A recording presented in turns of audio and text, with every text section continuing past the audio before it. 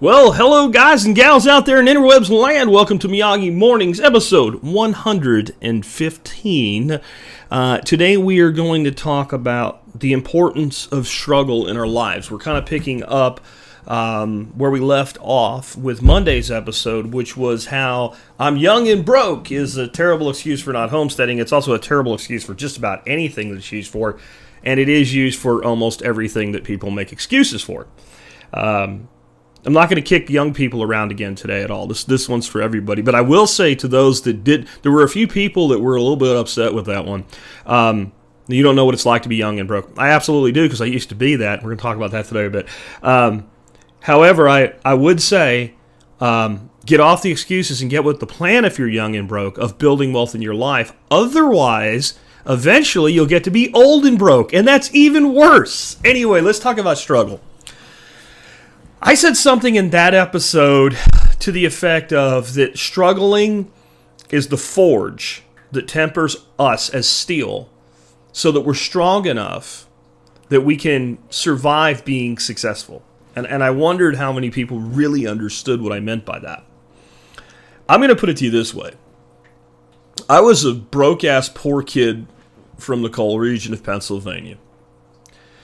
I grew up in a broken... they're as dysfunctional as sitcoms families have become. They're the beaver cleavers of the world compared to my family. I'll just leave it at that. One of my first real jobs, like where you get a paycheck and the government takes their share and all, was scrubbing the kill floor of a turkey slaughterhouse, basically. It was a turkey farm that did their own processing. And I was hired as seasonal work at like Thanksgiving, Christmas time, where they're going full balls to the wall every day. And basically I worked about 4 hours very late every night after the shift ended of the slaughter shift and scrubbed all the equipment, the floors, these troughs the heads were in. I had to hose that. It was gross and it sucked. And I made about $4.50 an hour doing that. I was in the Army. After I got out of the Army, my first job, I packed boxes in a warehouse in Texas, routinely 115 degrees. And was judged every day on, did you pack enough? And if you didn't pack enough, you're going to get fired. You're making $5.50 an hour.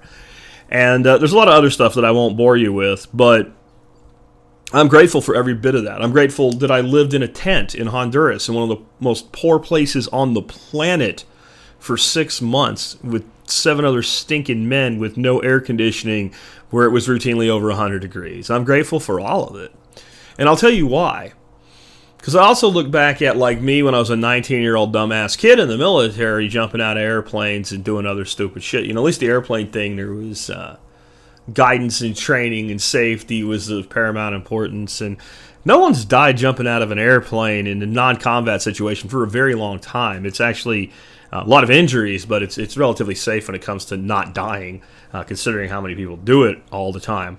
But there was other stupid shit like standing in the back of a Ford Ranger pickup truck doing over 100 miles an hour going across the Bridge of Americas over the Panama Canal with a bottle of Jack Daniels, passing it between 2 other guys. That's stupid. And I look at a lot of the other dumb shit that I did back then, and I think to myself, what would have happened to you had, let's say, you got out of the Army at 21, went and bought a lottery ticket, Powerball, and hit it for like $100 million. Or you just somehow fell into a really high-paying job very early and young in life and what have you. And, you could have everything you want as soon as you wanted it when you were that guy. And here's my 4 best guesses. I'd be dead, because the dumb shit I did back then, if you had given me the power of money to go with it, eventually I'd have killed myself. That's one. There's also a very good chance I would have ended up in prison, or at least in and out of jail, with a really ruined life. Very good chance of that. Had I not killed myself, there's also an equally good chance that I would have lived the rest of my life, steering a wheelchair with my mouth with a little stick or something like that, and ended up crippled, injured for life. And probably the best outcome that could have come from it, because at least you can recover from this, I would have pissed it all away and ended up broke again. And I know not everybody maybe was as screwed up as I was back then, but I do know that almost every person that I've ever seen come into a windfall of money, especially when young, destroys their life in some way with it. And it's because we're not ready for it yet. And I'm not picking on young people here at all. In fact, I'm actually more picking on parents today. So now you're like, that guy's like all the young end millennials, and then whatever the generation after millennials is now, Y or whatever. Like you're thinking that guy's a dick. Well, now you're gonna be like, oh, he's all right, man. He's beating up on my parents. Maybe when you hear why I'm beating up on your parents, you won't be so happy about it, though. Parents make a huge mistake with this. It's known as single parent syndrome. Single dads do it, single moms do it. There's this idea that since you couldn't give your kid the life that society's told you you're supposed to give them, which is mom and dad leave it to Beaverland, soccer games every weekend, whatever, that since you had to split up, and now they have to deal with a split family, that you need to compensate for that by making sure they're never uncomfortable. This is like the worst thing in the world you can do to your children. This is the worst thing you can do to your children. I'm going to see if I can find it, but there was a video I listened to one time. It was a rabbi, and he was talking about if lobsters were like humans, lobsters would never grow. And here was his reasoning, that we've been convinced that we should never feel discomfort or suffer or do without in our society today. And that if we are experiencing any of that, we should remedy as quickly as possible with any means necessary. So lobsters, as they grow, they actually outgrow their shell, and it's very uncomfortable at that point. And eventually they get to a point where that shell is shed, and it hurts like hell, apparently, for a lobster to have this experience. And then they're incredibly vulnerable. Like if another lobster finds them, since they don't have a hard shell, it'll just eat them. And like anything else that eats lobsters, will eat the lobster, without the shell really, really fast, because it's easy, right? Soft shell lobster. Yum, sounds good. So then it has to go and hole up for a while by itself, kind of like a meditative state, sort of, and wait for the shell to harden, and then it can go back to being a lobster. But the only way that it can grow is for it to go through that process. Where if lobsters were like humans, as soon as they felt uncomfortable, they would go to a doctor or a psychologist or something, and it would give them a pill so they would stop growing and stop being uncomfortable, and then they would never have to go through that process, but they would never grow. And I feel that when we take away someone's right to go through struggles, we deny them the growth. It doesn't mean that I won't help people, but I've learned over the years the hard way that if I help too much, I end up hurting. I've paid off debts of family members. I mean, written a check, paid in full, boom, and watched their life get worse. Because I didn't go through a mental exercise of let's help a little bit so that there's a step, and then let's see what they do with the step, and then let's see what they do next, and then I'll help along the way as long as I see progress. That's where I'm at with this now.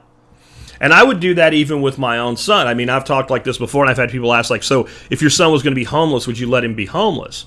Well, it depends on how he got there, but probably not.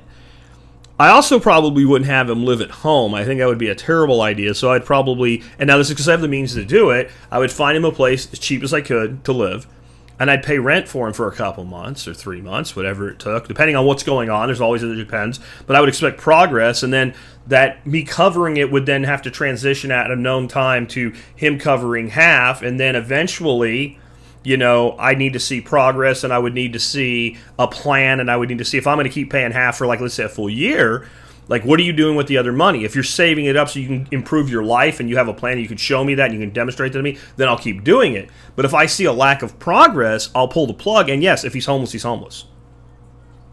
And people would say, well, oh my God. Well, clearly, providing the assistance isn't working. So when something isn't working, how quickly should you stop doing it?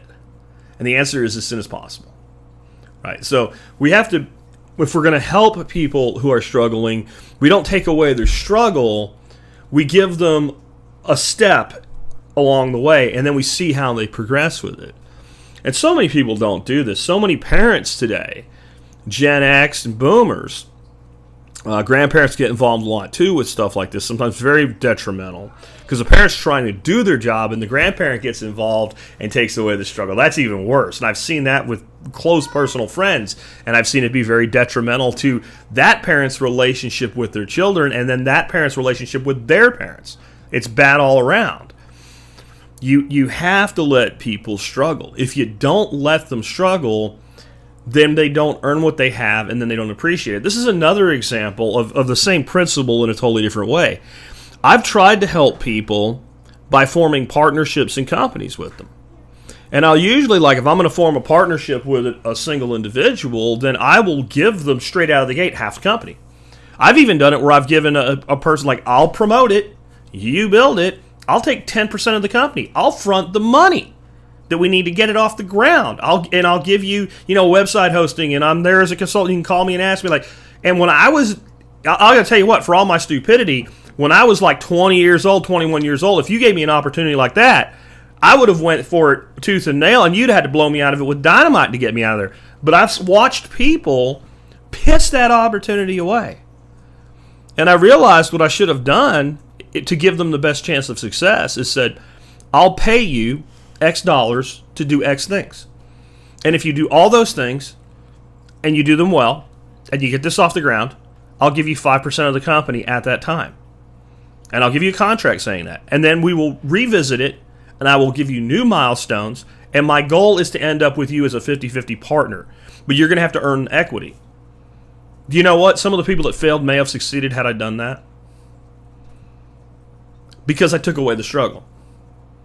Since they didn't have to do anything to get the opportunity other than sell me on their ability to do it, they didn't value it. My first car was a $300 car. I got it by pulling copper out of scrap fan motors for old coal mines. This stuff had been laying around since the 30s. It was hard work. I wanted a car. I knew I was turning 16. I knew nobody was going to give me a car. I hiked up this mountain to this old mine shack every day that summer. And I sat down with a big set of shears and cut the sides off one side of the copper and then took pliers and pulled it out the other side. Copper was about 45 cents a pound back then, so saving up $300. Plus, even though I was almost completely on my own at that point, I still needed a parent's signature to buy a car. You can't just go buy a car when you're 16. So my old man's like, well, you have to have the money for the car. You have to have the money for 6 months of insurance, and you have to have where I think you can go at least 2 months without needing to buy gas. You have to have that much money. And all in it was about $1,000 that I had to earn with no real job because I couldn't get to a real job because I didn't have a car. I don't want that to ever be taken out of my life. You know what, though? I took care of that car. It was a piece of shit, but I took care of it. I vacuumed it. I mean, I took care of that car because it mattered to me.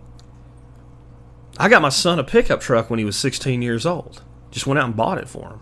Really nice truck. I mean, it wasn't brand new or nothing, but I mean, it was like a $7,000 truck.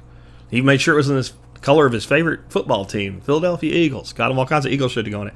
He ran it in the ground. He's a good kid. Better kid than I was. But he didn't work for it.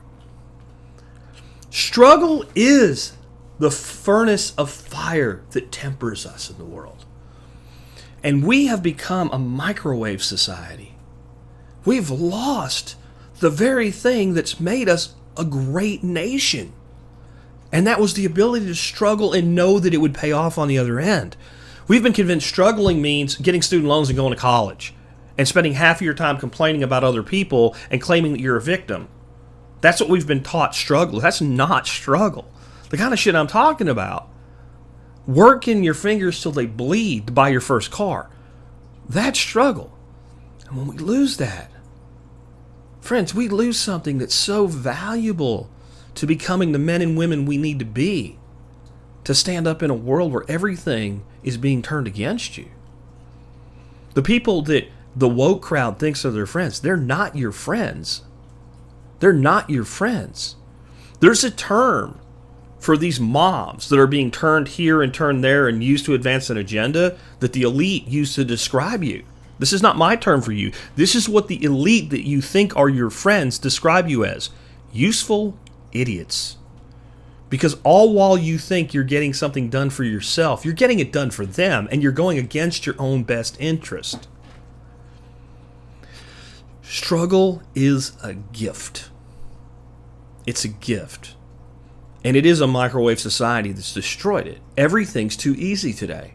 When I was a little kid, I remember one time I was dropped off with my grandmother. She was working as a waitress at a diner.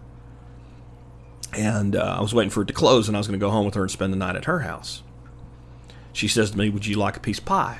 I'm like, "Yeah." And they have those little spinny things with the pie in there. And I know that pie's ice cold. She said, "Well, what kind you want?" I said, "Well, apple." She goes, "Do you want it hot?" I said, "Sure."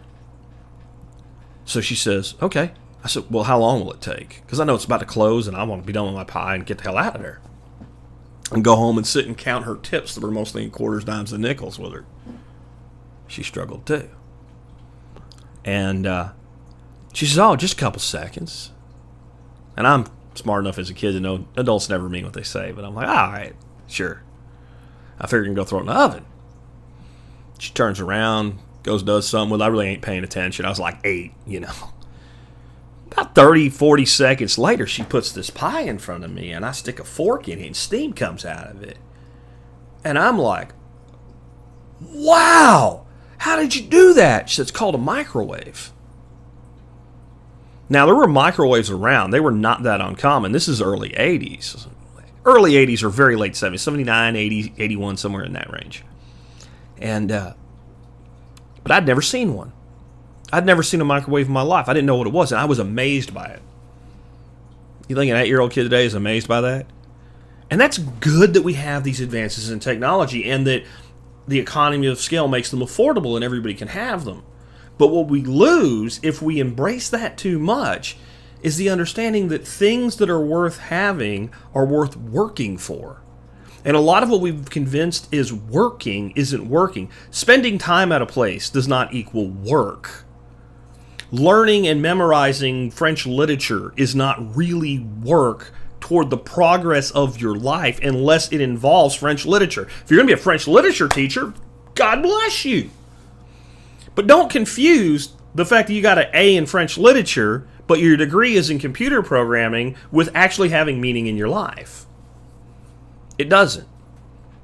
What I want to know if I hire you and you're a computer programmer is, can you do the shit that I need done? And can you do it so well that I'm going to be like, well, I wish we could do this. You're like, I got that shit. Now we got some. Now we're having that conversation about, well, if you can do all these things, a year from now, maybe we can make you a partner in the company, get you 2-3% of the company. And somebody goes, boy, that ain't that much. Yeah, you'll never have shit. If that was your first thought, that's not very much. Well, you won't have anything. It's working towards goals over time. And it's embracing the struggle. That doesn't mean settling for it. See, there's a difference between settling for mediocrity, settling and being like, it's okay that I'm miserable, it's okay that I'm broke, etc. That's one thing. That's not what I'm talking about at all.